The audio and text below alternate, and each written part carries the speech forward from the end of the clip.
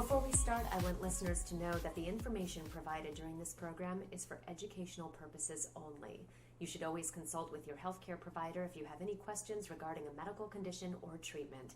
As a mom with firsthand experience, and all of the opinions expressed in this episode are my own and do not reflect the views of Providence St. Joseph Health. Thanks so much for listening, everyone, and let's get back to the show. Welcome, everybody, to another episode of Do Tell Mama. I'm your host, Julie Alexandria, and it is my pleasure to welcome to our show Dr. Marisa Snyder. She is a functional practitioner, a hormone expert, and the author of 7 best-selling books. And for the past 10 years, she has lectured at wellness centers and conferences on hormone health. And today our topic is about hormone health and how that affects pregnancy, birth, and more specifically, postpartum, and just how it affects women in general. Dr. Marisa, thank you so much for being here. Thank you so much for having me. So tell me about your personal health journey and how it led you to discover hormone health and sort of how you got started in this industry. Absolutely. So about 10 years ago, I just stepped into practice, and I had spent my entire adult life trying to get there. You know, all the school and everything, and it was about a year in, and all of a sudden I started exhibiting some pretty serious symptoms. Brain fog, weight resistance, like I just couldn't lose weight, and fatigue throughout the day. And I remember asking family members and my mom and women in my life if this was normal. This was, again, I was 29, 30 years old at the time, and everyone said yes. This was very much how women feel most of the time. So I just kept going about my life, working as hard as I could. And it's important to know that I kind of blew through a lot of my 20s, and I think I was kind of adding up at this point. But I remember a couple months in, as I was continuing to work really, really, really long days and not really paying much mind to this, that I woke up one morning and it felt like there was this invisible hand literally pressing me back down into bed, and I could not lift my head up off the pillow.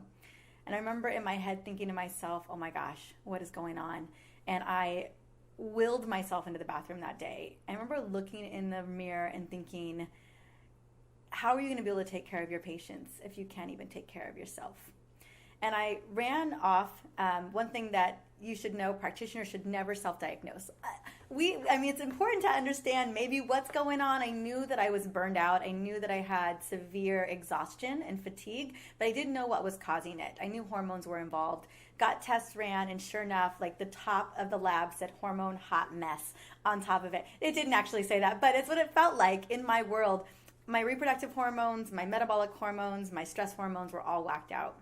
And the doctor, basically, she had 2 prescriptions for me. And you know that moment where you're just like, I don't know if this is actually going to get to the root cause of what's going on. And in that moment, I knew I needed to do some really core research in order to get my body back on track. I'd been a biochemist before I was a practitioner, and I knew I was a bulldog for research. I also knew at that moment that I was one of millions of women who found themselves in this state where they knew their hormones were off, but they didn't exactly have a plan for that.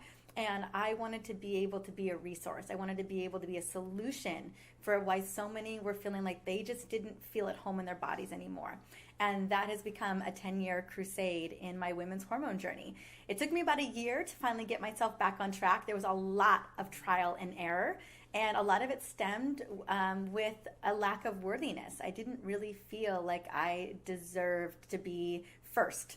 I grew up thinking that women, our worth was predicated on how much we did for other people. And I always put everybody first before myself until I basically drove myself into the ground.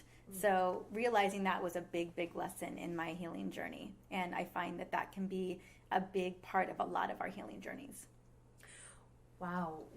What are hormones? I mean, we talk about it all the time, like, oh, my hormones are out of whack, or oh, I'm feeling this way and that, and it must be the hormones. And you know, men say it all the time about women, oh, she's hormonal. What exactly does it mean to have hormones? Absolutely. Well, when we think about hormones, I think most people think about hormones, it's PMS and hot flashes. Right. That's it. Yeah. Here's the thing. Hormones are incredible, powerful chemical messengers that are in our bloodstream. They're being elicited by first the brain, the hypothalamus and the pituitary, that they get messages sent down to our endocrine glands, from thyroid to parathyroid to the adrenals to our ovaries and testes, and then messages are sent out through the body. Now, your hormones are mediating decisions every single second of the day, from metabolism to hair growth, to cognitive function, to reproduction, clearly, and fertility, to mood management, metabolism, blood sugar levels. Even when we go to sleep and when we wake up, it's all being driven by hormones. And the one thing that I want people to understand is your hormones are not only helping to run the show, to make decisions automatically for you every day, they're also mediated by the way that we operate in our day-to-day life. So if you are racing off this way, your hormones are having to respond to your behavior. So our hormones are oftentimes mediating the lifestyle that we're living. They're just doing the best job that they can. And what I will speak to hormones is that they don't create imbalance themselves. Something has to drive that imbalance in the body. So just note that your hormones, as much of a bad rap as they get, they are such a grace to how our bodies function every single day, and we really definitely take them for granted. Would it be fair to say that the hormones are sort of a litmus test for how the rest of your body and your mind are doing? Absolutely. So I say your hormones are always the first white flag to throw up to let you know that something may be off inside of the body. And hormones first will begin to have to respond, but then we'll start to see cellular issues come along down the road. Well, I really want to specifically get into hormones during pregnancy, what happens during a birth, and then what happens in the aftermath, postpartum. So let's start with pregnancy. How do hormones affect getting pregnant? Absolutely. So, well, let's look at our menstrual cycle. So a normal menstrual cycle, and I recognize that not everyone has a normal menstrual cycle, depending on what's going on with you, but a normal menstrual cycle is about 28 days. And that first part of our cycle is the start of our period, and that menses period, that first 3 to 7 days, and that's in the follicular phase of our cycle. At the very beginning of our menstrual cycle, our hormones are probably pretty down: progesterone, estrogen, and testosterone. That's where we're kind of feeling those PMS symptoms, the period symptoms, and then as we leave that period, estrogen and testosterone begin to rise. And what is happening here is that they're rising so that we can prepare our uterus, the endometrium, to get ready for a potential pregnancy. On day 14, if everything's working like clockwork, we ovulate. And that is when we have a surge of luteinizing hormone that comes in. That little egg pops out and it goes out to be fertilized for 24 hours.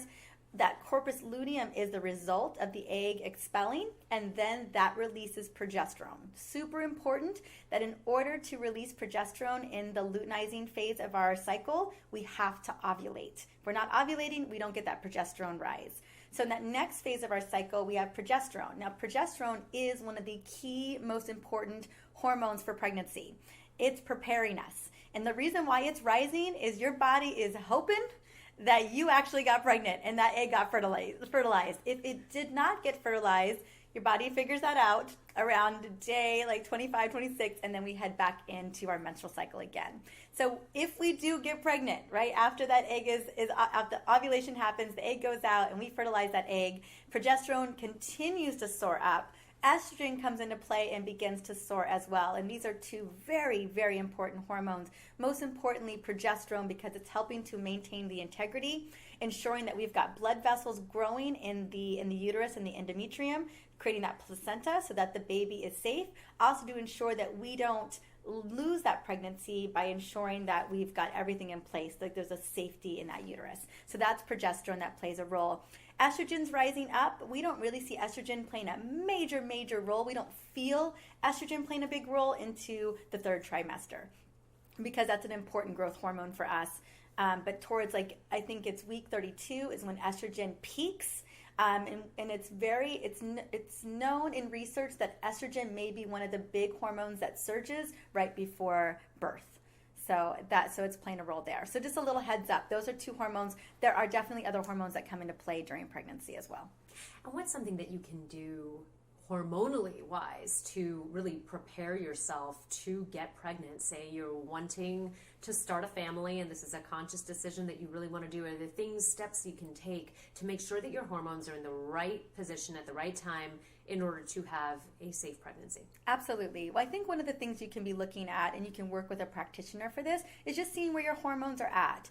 One of the difficulties that we see with women when they're struggling to get pregnant is that progesterone is not where it needs to be to first maintain that pregnancy or to actually get pregnant. So we want to make sure that you've got progesterone levels. How to test that? So you've got to test progesterone between day 21 and day 23. That's at the height of our progesterone in that luteinizing phase of our cycle. If you test progesterone any other time, it's just not going to give you a clear indicator of what is going on. And there's definitely certain times of our cycle where progesterone is not really present because it's not supposed to be present. So that's important to look at. The other thing to look for is going to be your luteinizing hormone. That's day 1 to day 3 of your cycle. That should be up. So there's a specific, you're looking for that hormone to be raised because that's when it should be raised inside of your cycle. So those are 2 big things that fertility experts are going to be looking at when it comes to ensuring that you're ready for pregnancy. And then there are definitely things that we can do to help ensure that we're keeping those raised. Other things that I want you to be looking at to really set the tone for hormones is if you are finding that there are hormonal imbalances, it's going to be important to look at what the root cause is. As I mentioned earlier, your hormones aren't imbalanced all by themselves. Something's absolutely causing that. Whether it is a nutrient deficiency, whether you don't have vitamin B vitamins, magnesium, vitamin D, those are very important, and we can be very deficient. I would say about 30% of women here in the U.S. are deficient in those vitamins, and that can absolutely lend to not being able to get pregnant or have your hormones where you want them to have them. Other things to be looking out is going to be if there's anything going on with your thyroid. Your thyroid is absolutely necessary for pregnancy and necessary for ovulation.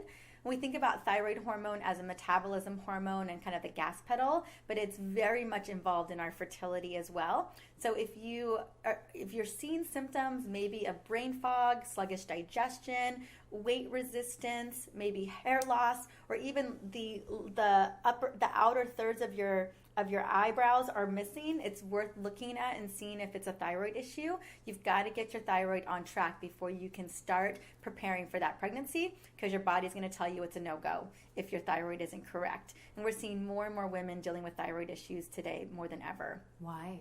It's because of the root causes for that, which is another big root cause for infertility. Toxins are going to be a big one. Endocrine disruptors. Your thyroid, because it's very vascular, it's very susceptible to infections, like gut infections. It's susceptible to antibodies.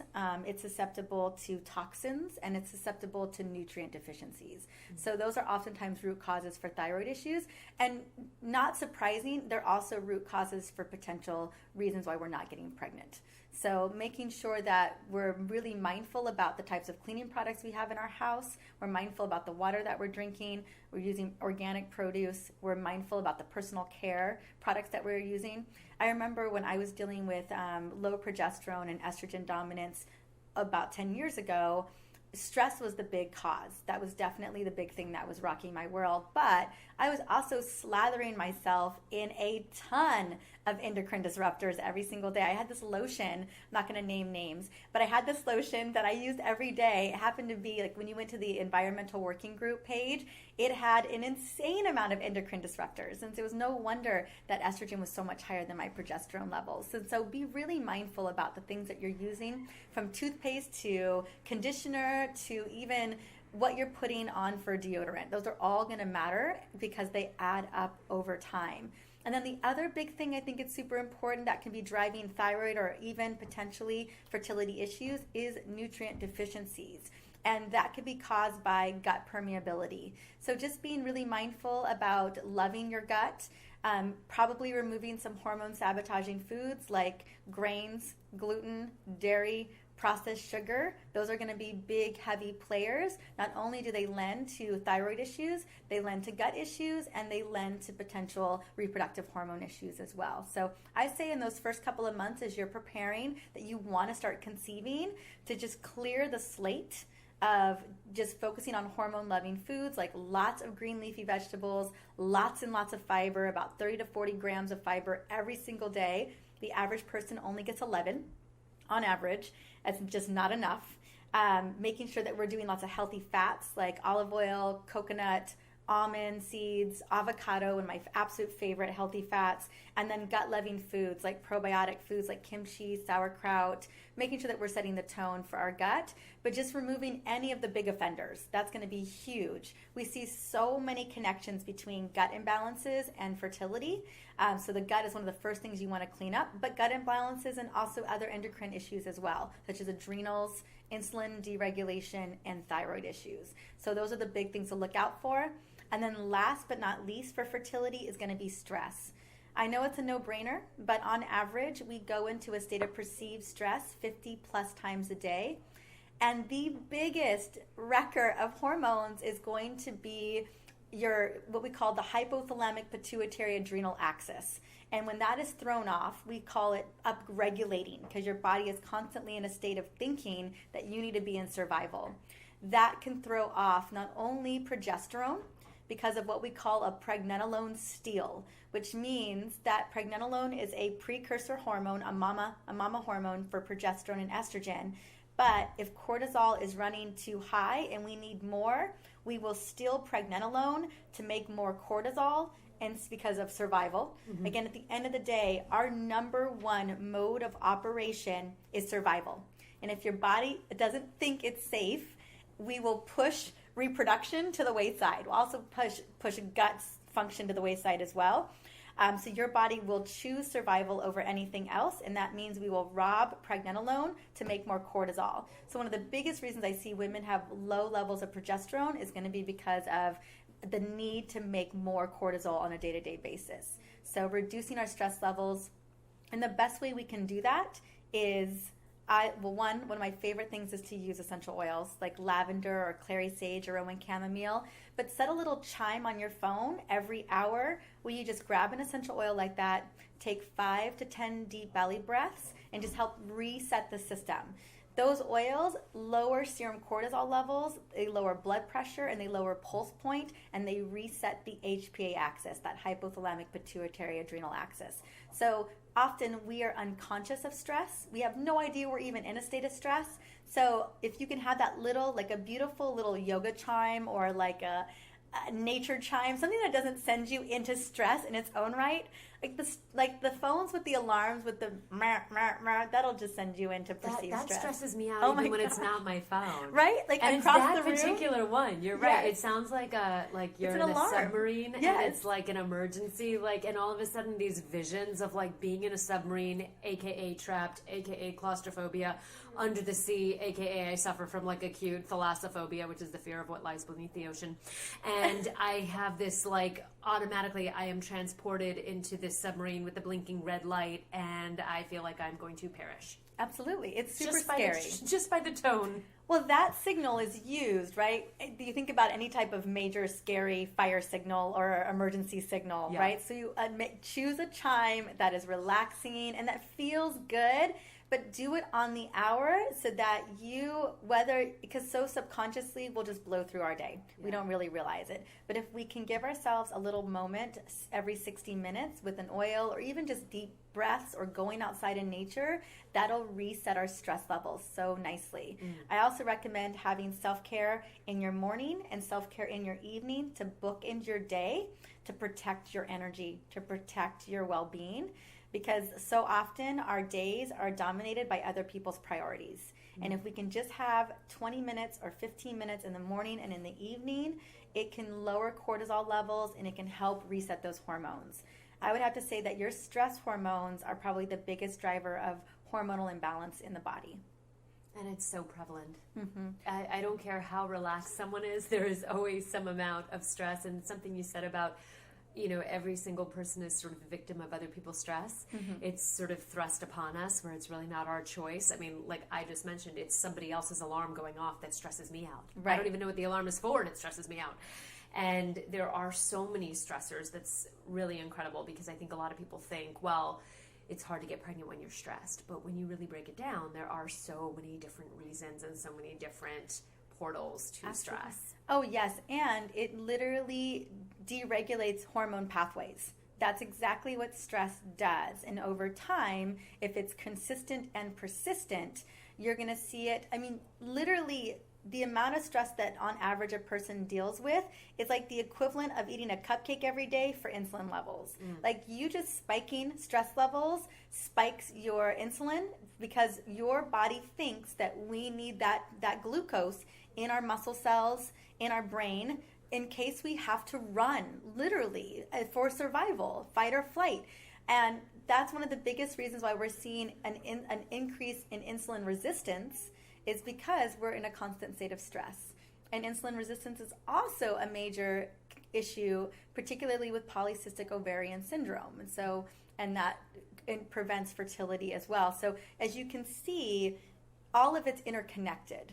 And by loving up on our gut, eating the right foods, lowering our stress, and reducing our toxic load, we can really set ourselves up for success. And this can't just happen before we want to get pregnant. This really has to continue and be maintained throughout all of pregnancy. How important is it to keep a healthy gut during pregnancy? It's probably one of the most important things that we can do the entire time. For you or for the baby, or both? For both. But I mean, I think that the integrity of your health is absolutely impacting the integrity of the baby's health. But just note that your gut is your immune system.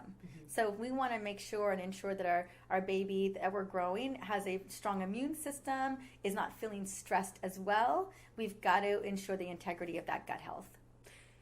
Let's move on to the birth part. True or false? I heard this once, and I want to fact check it, that when a woman gives birth, and the baby comes out and the placenta comes out, that along with all of that expulsion comes all of the hormones that you gathered for the past, I guess, 9 or 10 months of gestation. And within a second of the baby being born and a few minutes later of the placenta being expelled, that you are completely devoid of all of the hormones you gained.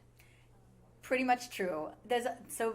As I had mentioned earlier, estrogen and progesterone are at their all-time high about at 32 weeks. Estrogen continues to surge. Right at pregnancy, progesterone drops a little bit. Oxytocin raises. Prolactin has been raising as well to get ready for you to nurse those babies, right? To feed your little baby. I just touched my boobs when you said that. You're like, I know exactly what that is. I know exactly what that is, yep. And yes, specifically after the placenta, kind of like what I talked about the corpus luteum in that way, like we'll see hormones shifting. But when the placenta comes out, you are riding high on endorphins and on adrenaline in that first 24 hours.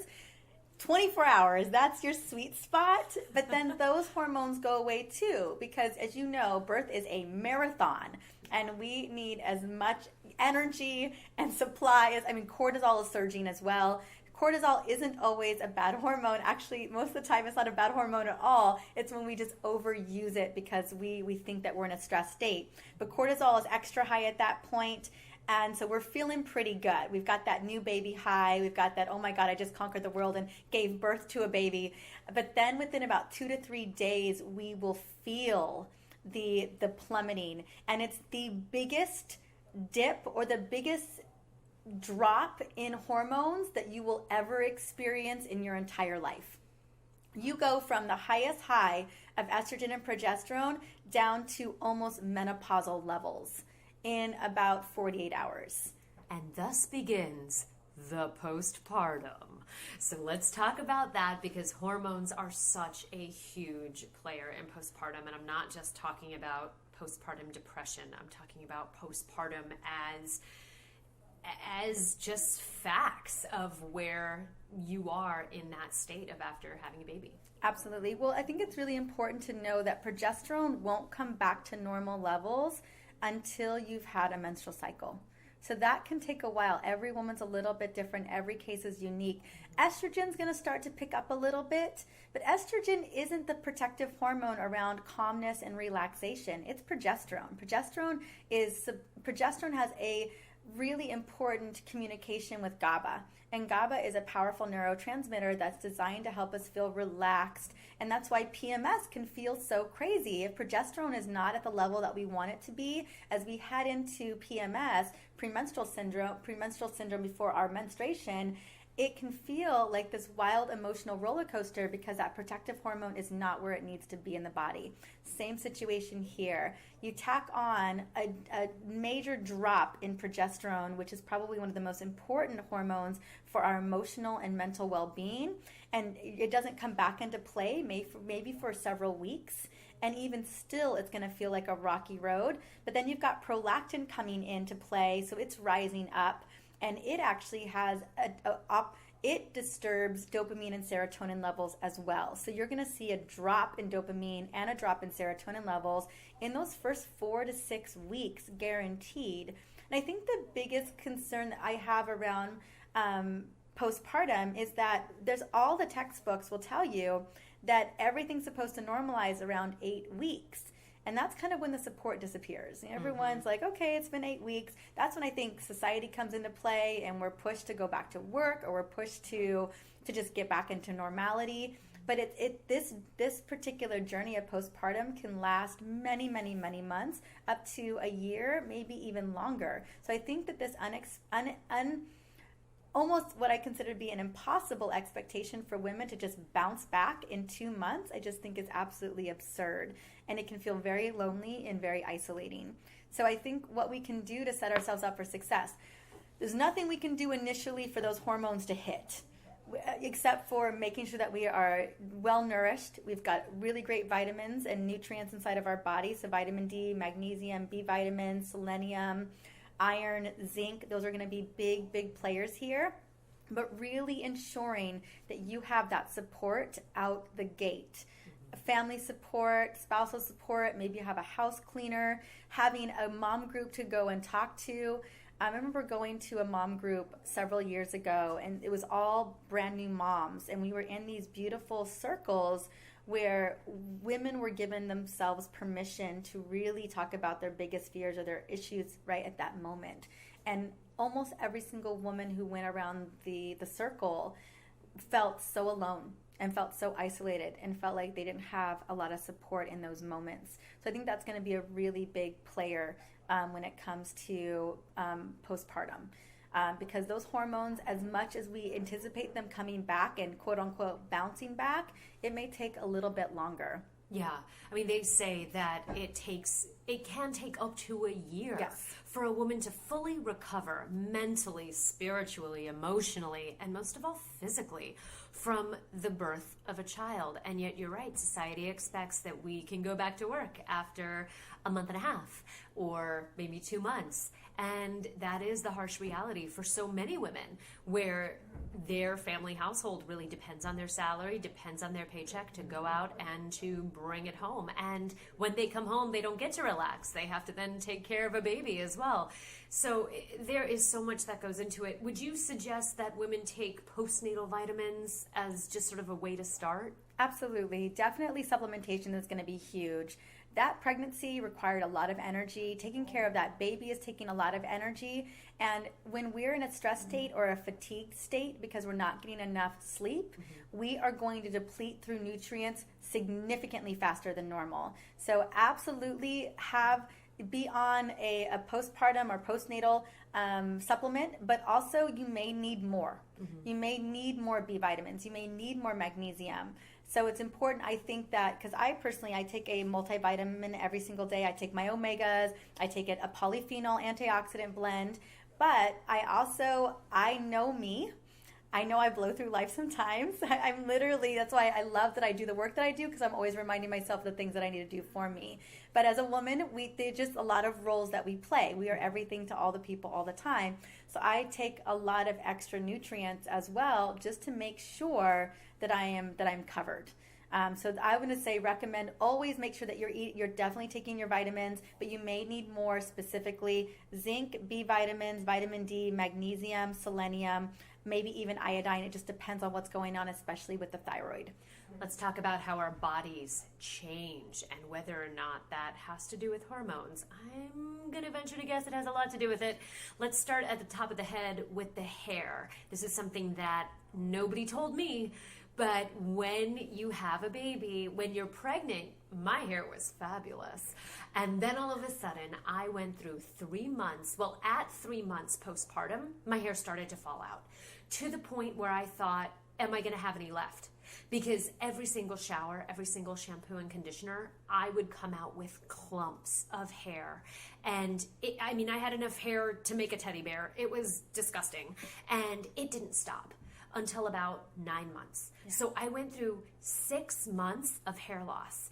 And then at 9 months, it started to come back. And my hairstylist said, you have so much new growth that it's creating volume because it's sticking straight out. You know when you have the baby hairs that are sticking straight out? So now I have all this new hair growth, and the texture is completely different. It is wiry. It's like corkscrew curly. I've never had that kind of hair in my life. Sounds like my hair. It's crazy. I literally I had to buy a new flat iron just to get close enough to the hairline so that I can flatten them, because they are like these tightly wound little curls, and I never saw those before. What is that about?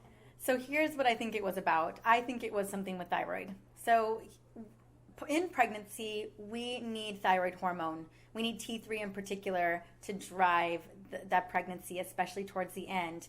And what can happen with women, and this is something that we are not looking at all, but we're seeing upwards of 20 to 25% of women postpartum who are experiencing some type of postpartum thyroiditis, some type of thyroid issue.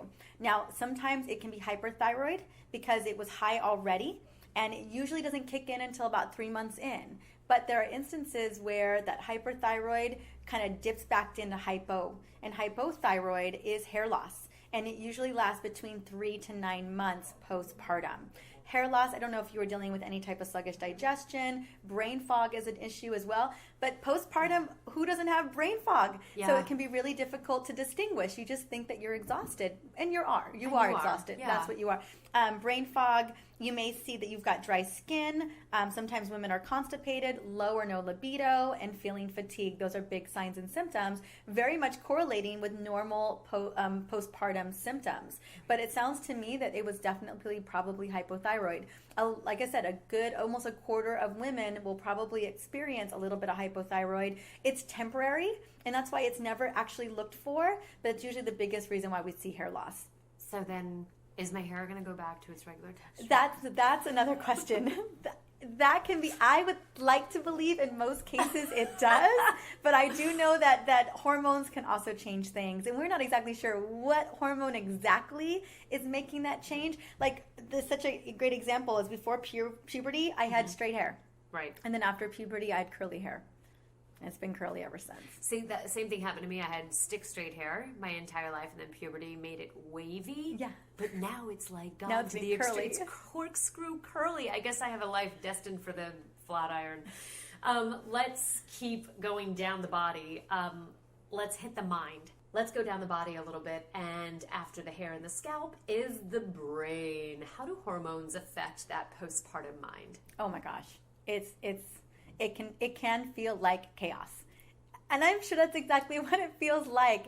I mean, you think about it's PMS on steroids is what we're talking about here. That's the implication. So brain fog, mood swings, irritability, one moment feeling okay and the next minute crying, one moment feeling elated, the next minute the world is going to end. I mean, and it's going to go like that. It's going to vacillate until we can get progesterone levels back and it consistently back. Because remember, especially if you're breastfeeding, with prolactin being raised, your menstrual cycle may be irregular for several months. And that means that your normal cycle of estrogen and progesterone going up and down within 28 days, it's a no-go. And so there's going to be a lot of inconsistencies there. You know, women ask me all the time, well, should I be testing my hormones at this time? Not to say that it isn't. I think it can be good information to know, especially with a Dutch test. A Dutch hormone test is the test I recommend. It's a urine analysis because it looks at metabolites. But it doesn't necessarily mean that your hormones are going to go back on track when you know that information. However, it can at least give you peace of mind understanding what's going on at that point. So that may be good information. A lot of doctors may not read hormones until at least 3 to 4 months out because they know that they're going to just be wildly shifting a lot during this transition. Is that something you can ask your doctor for? Can I have Absolutely. the Dutch test? You can order it yourself online. So if indeed your doctor won't order a Dutch test for you, you can actually, it's an at-home test anyway. You just pee on strips 4 times that day because it looks at cortisol as well. It looks at not only cortisol, but cortisol metabolites. It looks at estrogen metabolites, progesterone metabolites. It's the most comprehensive hormone test that I would recommend. Mm-hmm. And if you can't find a functional doctor to read those results, because most standard doctors don't know how to read those results, the Dutch company, the Dutch testing company, will find someone to read those results for you. Nice. Mm-hmm. Well, since we are talking about postpartum, I just want to put this disclaimer out there. Our discussion today contains content that may be triggering for some listeners. Anyone in need of support can reach out to the National Suicide Prevention Hotline at 1-800-273-8255. Now, let's keep going down the body as we're talking about hormones, and let's go to lactation. All of a sudden, everyone is talking about lactation and breastfeeding as breast is best.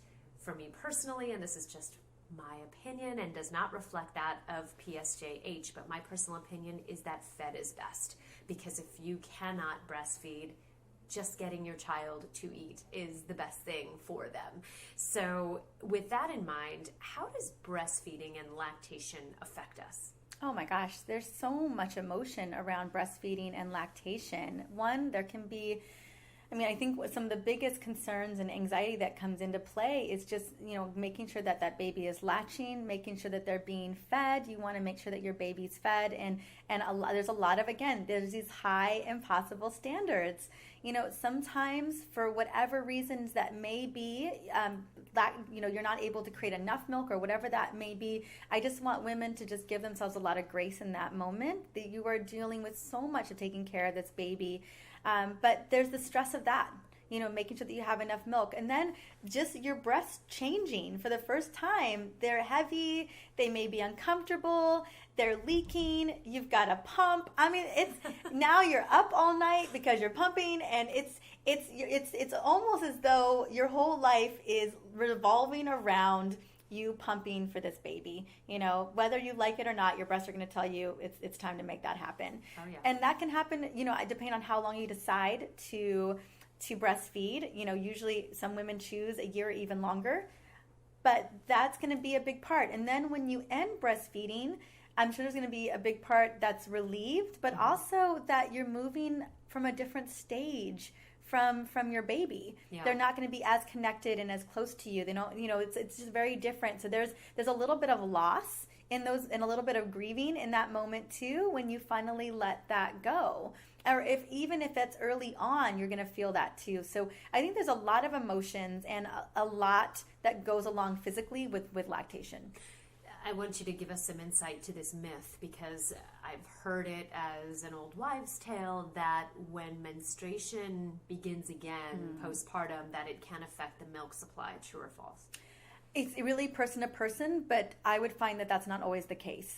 Also, I think it's important to know that I know a lot of women, there's a myth that women, if they're breastfeeding, they can go without getting pregnant longer. Right. But there are a lot of instances where that's not the case. Yeah, so. I've heard that one debunked. Yes. I've heard that you should still take precautions if you do not want to have another baby right away. That's very interesting. But I personally pumped exclusively for 7 months. And when it was time to be done, I was so happy. Were you happy? Okay, good. I was so You're happy. Like, I'm over it. I'm over it. We were on vacation, and it was time. It was time. And I think that's another thing where, your body knows what to do. And I think listening to your body is so very important. I'm not a doctor, but that's just my personal view, that taking cues from your body to know when something is up, when something needs attention, when something needs to be fixed. I think that's really important. And for me, that was definitely one of those moments where my milk supply started to wane, and I thought, okay, yeah, there's something here. Something's here, yeah. Postpartum, I think, is so interesting. I think it's the greatest time where we really, really understand a woman's intuition and a woman's body's knowing.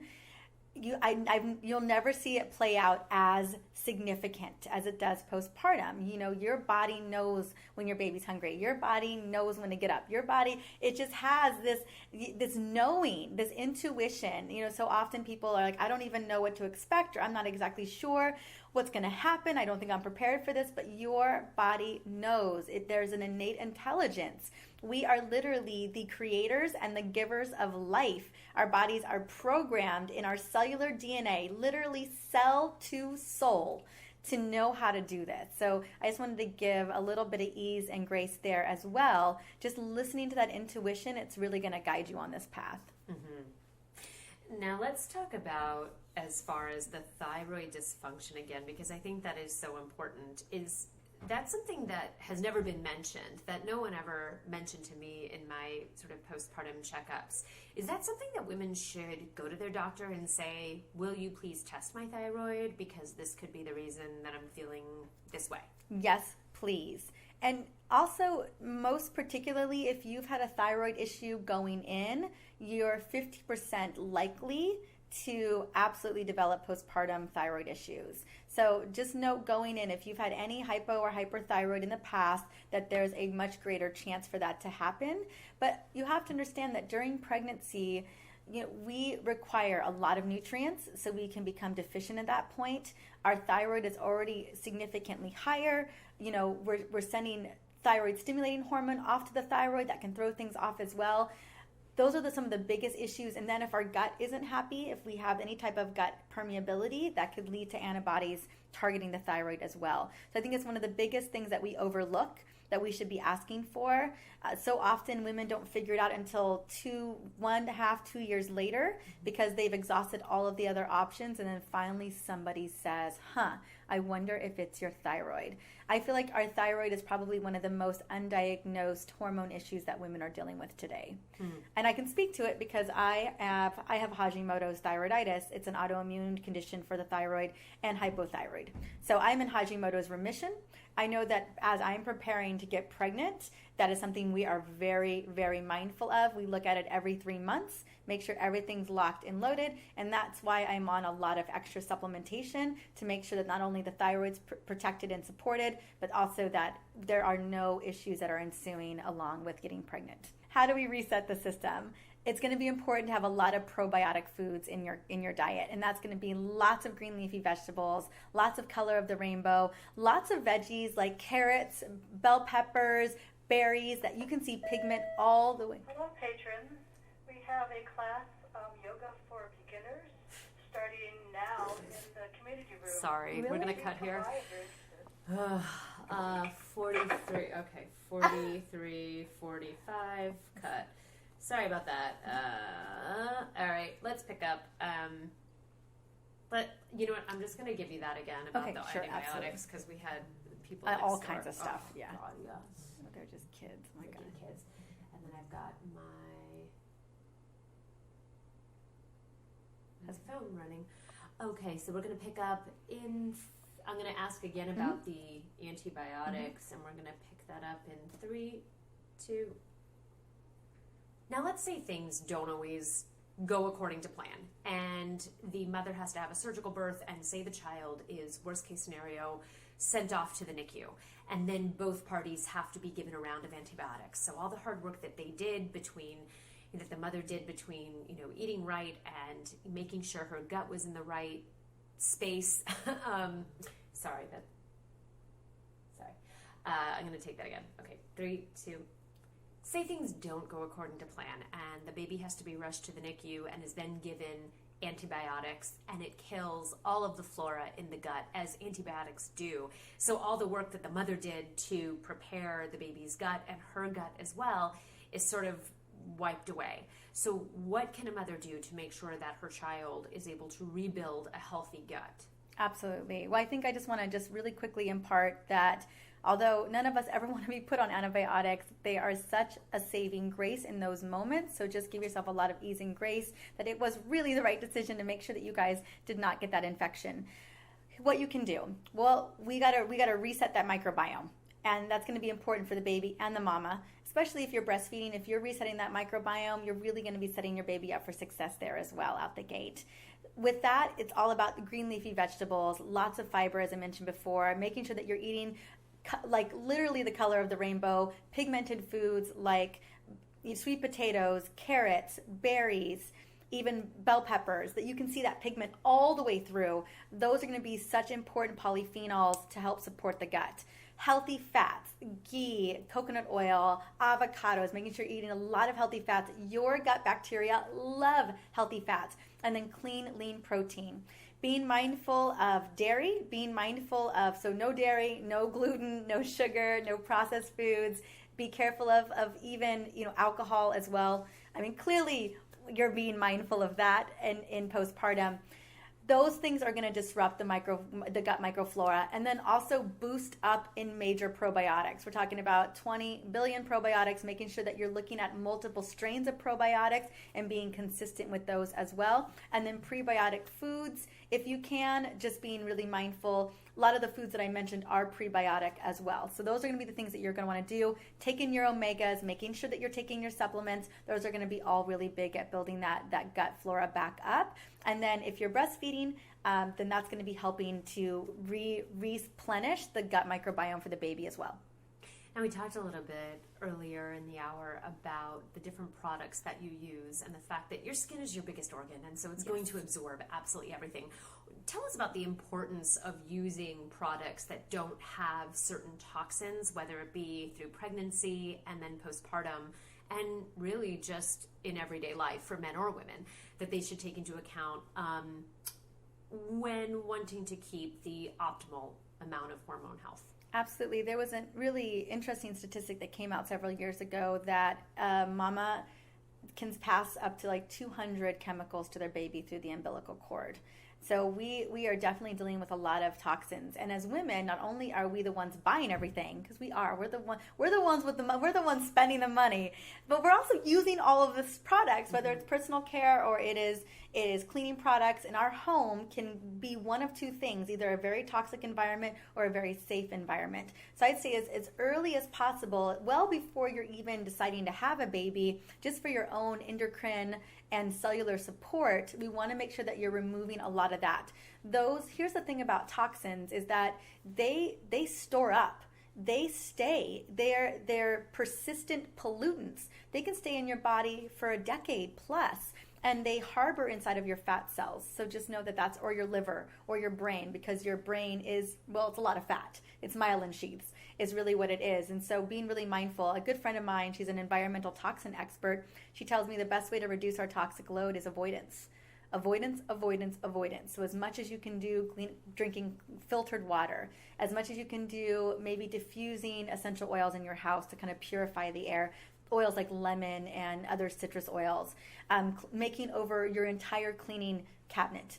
And that's so easy to do. I go into Target and I see like the 20 aisles of cleaning products, and you really only need a couple of ingredients. You need vinegar, you need baking soda, you need distilled water, you need kosher salt, some essential oils, and honestly, you are set to go. You can make over any cleaning product in your house with those ingredients. Does that disinfect though? Yeah, absolutely. Vinegar kills everything. Really? Yes, within 60 seconds. Yeah. No way. Yeah, which is the same as bleach. Yeah. I was going to say Clorox. Same thing. Okay. Mm-hmm. And oils too. Oils are antiseptic, antimicrobial, antibacterial, antiviral, especially oregano, tea tree, lemon, citrus oils will kill everything. Mm-hmm. Do you have recipes for these? I do. I have my book, The Smart Mom's Guide to Essential Oils. It has oils not only for pregnancy and oils for postpartum, but oils for babies, oils for kids, and then there's a chapter on making over all of your green cleaning products, making over all of your personal care, and then self-care and hormones. So I built this book, it's called The Smart Mom's Guide. I built it for new mamas so that they had really inexpensive, very easy solutions. And that book has sold, 50 to 70,000 copies because it's so easy. And we were cleaning our house just yesterday, and our cleaners also come in, but they use all of our cleaners. They use all of our essential oil cleaners, our multi-purpose tea tree cleaner, or our little toilet bowl cleaner with, all of that. It's so easy. It's really easy to make, and you need very little money and very little ingredients to make it happen. That's phenomenal. I know that book in particular is a bestseller. Where can people find it? It's on Amazon. It's Barnes & Noble, anywhere books are sold. And I love it because it's so cheap. It's like $10. So, and again, I pull from recipes all the time out of that book. And so it just feels really good knowing you have something, a resource that you can lend to. And clearly there's lots of wonderful blogs out there. There's one of my favorite blogs is The Wellness Mama. She has a lot of amazing recipes as well. So there's just a lot of resources for us as women and as moms to support our families and ourselves to reduce our toxic load. I think one of the hardest things giving up for me was personal care products, because you love certain things and you don't want to give them up. Girl, if you can give me a recipe using vinegar and tea tree oil to make a perfect eye cream, I'm all ears. It's probably other ingredients than that, and I do have a perfect eye cream inside of the book. But, there are going to be ingredients or products that you've loved, right? And so over time, it's going to be important to break up with those as well. It just may take a little bit longer. I think that the cleaning products are the first easiest step to take. Well, be sure to keep checking back in with our podcast, Do Tell Mama, because I am going to do an entire episode that is just on products that I have tried, that my friends have tried, that I believe in, that are safe and that are natural for mothers, soon-to-be mothers, thinking about being mothers, actual mothers, and no, I don't want to be a mother, but I want to stay clean and healthy. So be sure to check back for that. Any last words on hormones that you would like to leave with our listeners? The last thing I want to just mention is that each and every one of us are worthy of healing, and we deserve support and we deserve community. And so I just wanted to just let you know that I know that sometimes these phases can feel really challenging, and when our hormones are shifting, it can be really hard. And the number one thing that's going to help you is the self-care, is nourishing yourself and nourishing your body. I know, especially during postpartum, it's such a big thing to ask, but loving yourself and self-care, having people help you, it's going to really help you just navigate that time in your life so much easier. You deserve that little extra nap. You deserve that help. You deserve that nourishing food, and you deserve that self-care. And let's be honest, when we serve so much better from a full cup than an empty cup. And I know that you want to serve your family in such a big way, but the only way you're able to do that is by taking care of yourself first. So true. Where can people follow you? Where can they find you to hear more? Absolutely. Well, my books are on Amazon. I have a podcast that's all about women's hormone health. It's debunking all the things around women's hormone health. We cover all the topics, and that's going to be Essentially You. And it's available everywhere podcasts are listened to. And then my website is drmarisa.com. Dr. Marisa Snyder, thank you so much for being here. We appreciate it. Be sure to tune in next time for another piping hot episode of Do Tell Mama. I'm Julie Alexandria. Thanks for listening, everyone.